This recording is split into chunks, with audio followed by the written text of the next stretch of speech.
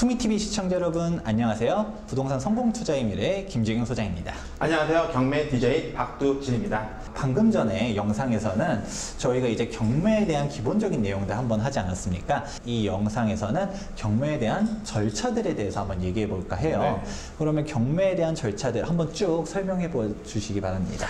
우선 돈을 못 갚은 채권자들 입장에서는 법원에 경매 신청을 할 수밖에 없는 거고요. 법원에서는 그 신청서를 가지고 이게 정말 경매가 진행하는 게 맞는지 아닌지에 따라 가지고 그 경매 진행 여부를 결정을 하게 됩니다.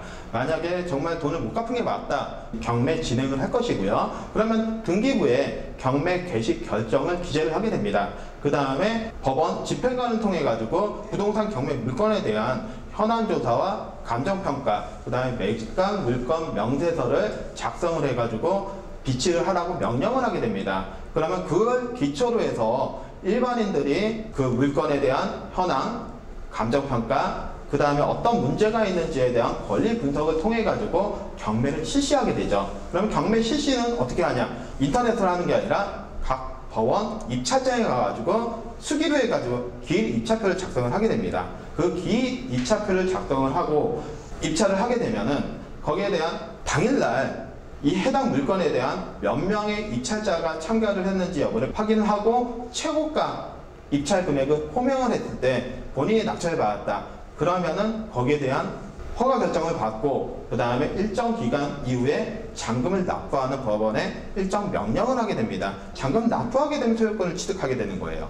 하지만 일반 부동산에서 잔금을 치르면 바로 내가 소유권과 사용 소유를 할 수 있는 반면에 경매 같은 경우는 내가 잔금을 치른다고 하더라도 어느 누군가는 살 수 있습니다. 세입자가 살 수도 있고 집주인이 살 수도 있는데 그럼 그 사람을 내보내는 일련의 절차를 겪게 돼요. 그게 바로 명도예요. 그 명도를 마무리 짓는다. 어떤 사람들 같은 경우는 돈을 못 받았기 때문에 못 나가는 사람도 있는 반면에 어떤 사람들 같은 경우는 내 채권 금액을 아니면은 세입자 같은 경우는 보증 금액을 못 받았다라고 해가지고 못 나가는 경우가 태반이에요. 그러면은 그 사람을 상대로 해가지고 인도명령이라는 법원의 명령을 받아서 집행을 하게 되는 일련의 절차를 겪게 됩니다. 그게 경매의 큰 틀이라고 보시면 되고요. 네, 경매에 대한 일련의 절차를 한번 얘기해 주셨는데 각 파트마다 혹시 좀 주의해야 되는 부분들이 있다라면 좀 찍어서 얘기해 주시겠어요?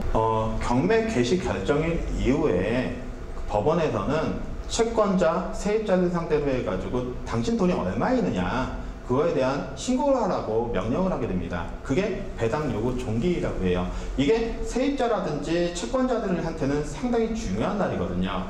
그 세입자 같은 경우 그때까지 권리 신고를 안 했다 그러면은 결국에는 내가 받을 돈이 있는데 신고를 안 했다. 권리에 잠자는 자는 어느 누구도 보여주지 않습니다. 그렇기 때문에 그 날이 정말 중요한 날짜고요. 그 다음에 경매를 실시하게 되고 우리가 만약에 입찰을 통해서 최고가 매수인이 낙찰을 받게 됐다. 그러면은 내가 임의대로 잔금을 치를 수 있는 날이 아니에요. 법원에서 이해관계인한테 송달을 보냅니다.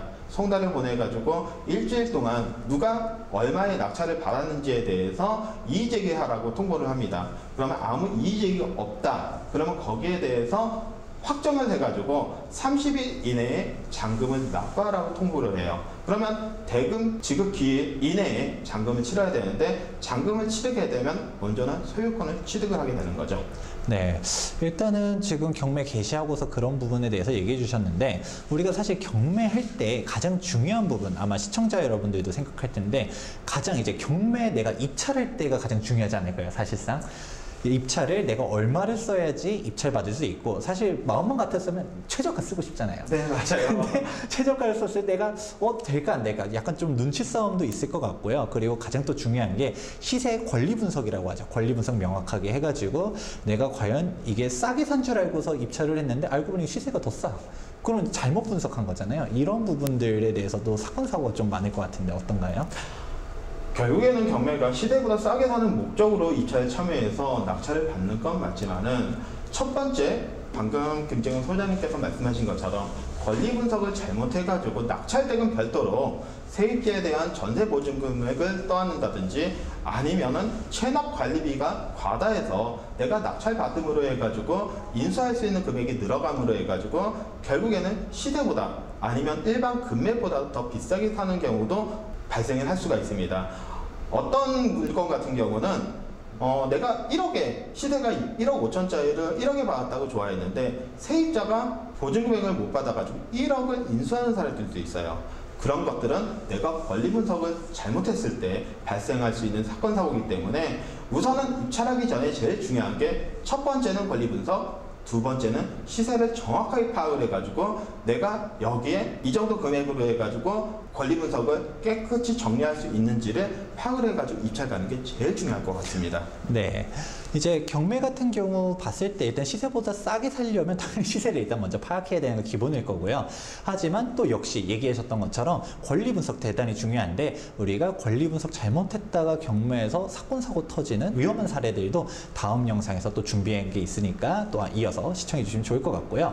그 다음에 또 이제 생각나는 거는 일단은 권리 분석이랑 시세 분석 제대로 해가지고 낙찰 잘 받았어요. 그러면 바로 이제 또 나오는 게 이제 인도명령 강제 집행 이 부분도 사람들이 좀 많이 걱정을 할 것 같아요. 이 부분에 대해서는 좀 어떤가요?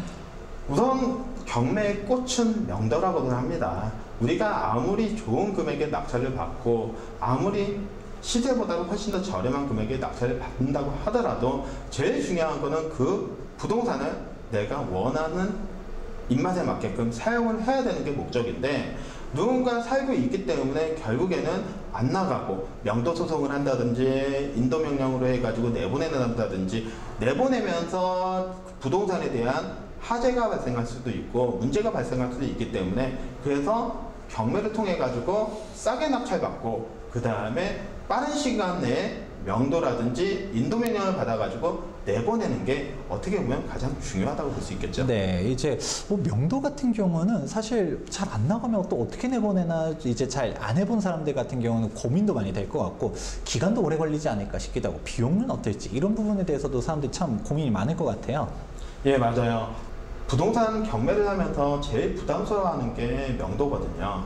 이 사람이 결국에는 돈을 못 받은 세입자라든지 채권자 같은 경우 그 집에 대해서 계속적으로 점유권을 주장을 하는데 우리가 2002년도 그 민사소송법에서 민사집행법으로 해가지고 개정을 하게 됐습니다. 그러면서 인도명령이 참 쉬워지게 됐어요. 그게 부동산 경매를 일반인들이 많이 쉽게 할 수 있는 한 가지 방법이라고 생각은 들고요.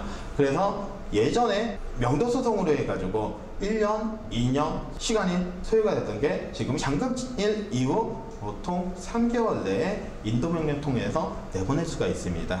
이제 가장 중요한 거는 사실 이러한 일련의 절차들을 잘 알아야지 경매를 했다가 사건 사고 없이 정확하게 내가 원하는 대로 부동산을 취득할 수 있다. 이게 가장 중요할 것 같은데 가장 중요한 거는 사실 이러한 부분들도 있지만 알고서 예방하는 부분도 있고 하지만 권리 분석을 정확히 해서 이런 문제들이 없을 만한 부동산에 사는 게 가장 좋은 방법일 것 같죠. 예, 그렇죠? 맞아요. 그래서 기본적인 권리 분석을 통해 가지고 세입자가 배당을 얼마 받는지 권리자가 어느 정도 배당을 통해 가지고 본인 채권을 만족을 하는지를 미리 파악을 하고 입찰을 가는 게 제일 중요하겠죠. 그렇게 되면은 세입자가 배당 못 받을 걸 생각을 해 가지고 입찰가 산정할 때 이 정도의 명도에 대한 저항이 있기 때문에 내가 입찰가 산정할 때 그 정도로 차감을 해 가지고 입찰에 참여하면은 많이 도움이 되시지 않을까 생각됩니다. 그렇기 때문에 명도 이전에 권리 분석이 제일 중요하다고 보시면 될 것 같습니다. 네, 경매에서 권리 분석이 가장 중요하다는 얘기 잘 해주셨고요. 지금 오늘 이 시간에서 경매 신청부터 이제 끝에 명도와 이제 건물을 인도받는 그 기간에 대한 일련의 절차를 얘기해 주셨습니다.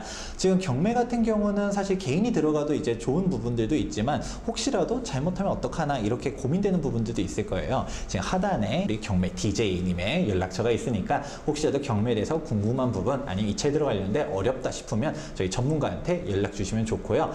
오늘 준비한 영상은 여기까지인데요. 다음 영상에서는 그런 경매에 대했을 때 그럼 내가 정말로 경매로 좋게 이제 낙찰받는 사례는 뭐가 있을지, 성공 사례라고 하죠. 그리고 실패 사례들, 경매에 잘못 들어가면 진짜 큰 코 다친다, 이런 문제점들도 있다라는 영상들도 준비했으니까 다음 영상들도 시청해 주시면 고맙겠습니다.